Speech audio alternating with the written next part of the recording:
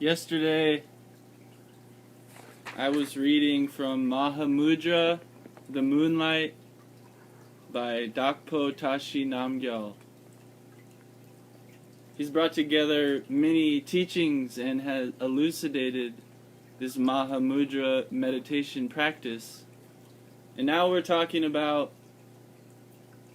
using what is potentially obstructive as fuel for our fire of awakening. And we ended with 3 vital methods for all forms of elevating consciousness to the path.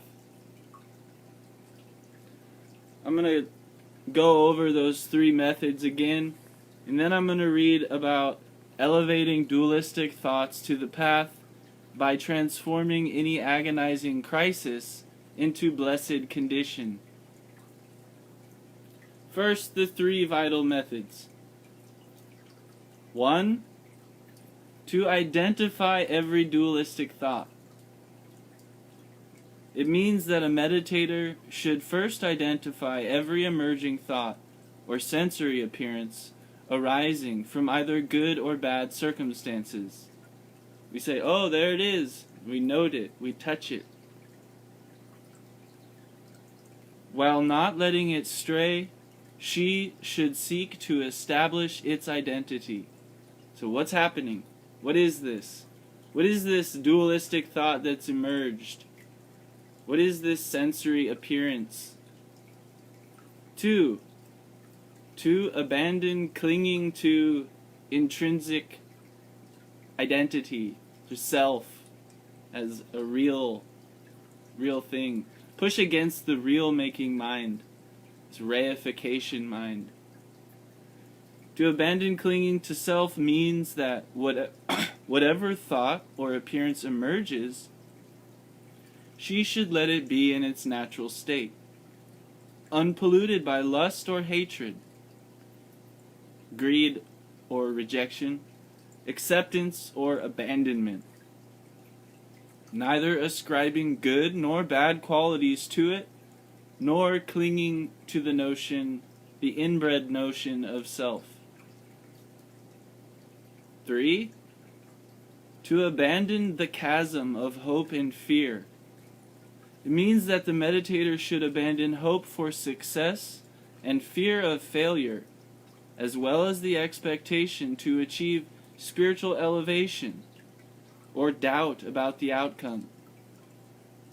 It also means that even if a certain subtle hope or fear were to arise, she should let it flow freely without modulating, altering, or clinging to it. Now, elevating dualistic thoughts to the path by transforming any agonizing crisis into blessed conditions.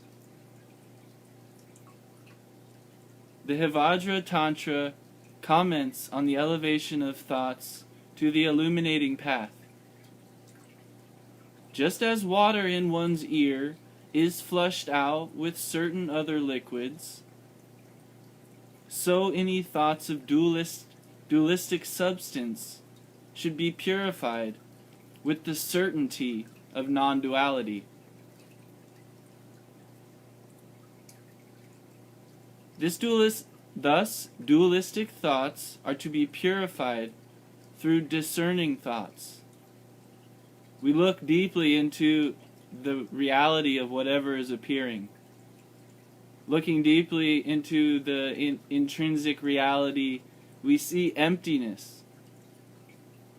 As for the method of purification, all deluded thoughts should be pacified by transforming them into their transcending nature.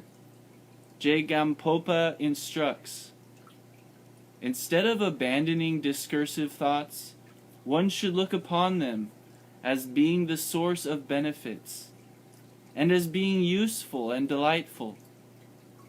These deluded thoughts contain the nature of ultimate reality. They are friends, and are the path to and the fuel for the fire of wisdom. Jegampopa mentions many such ways of elevating thoughts to the path.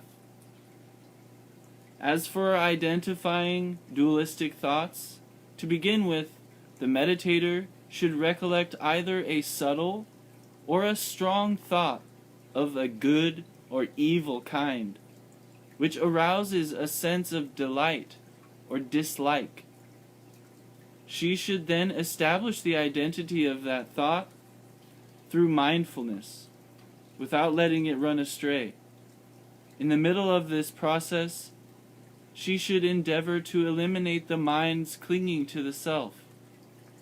But in order to achieve this, she should neither abandon that recollected thought, nor should she control it in order to turn it into a non-discriminatory awareness, which is regarded as a spiritual countermeasure. She should neither analyze the same thought in terms of its origin, dwelling, or movement in order to establish the emptiness of any essence, nor should she let it run astray and then pursue it in order to focus on it through mindfulness. Instead, the meditator, upon establishing its identity, should use that thought in an undiminished form as the actual meditation, and should maintain its clarity, looseness, and openness without altering or modulating it.